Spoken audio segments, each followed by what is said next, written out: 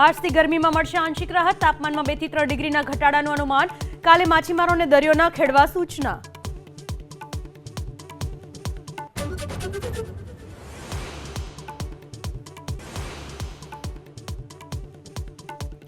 બંગાળ હિંસાને લઈને મુખ્યમંત્રી અને રાજ્યપાલ વચ્ચે ઘમાસાણ. રાજ્યપાલે ન માની મમતાની અપીલ. આજે હિંસા પ્રભાવિત મુર્શિદાબાદનો કરશે પ્રવાસ.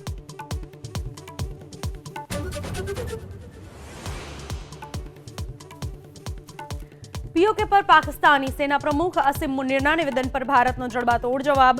બોલ્યા, પાકિસ્તાને પીઓકે ખાલી કરવું જ પડશે.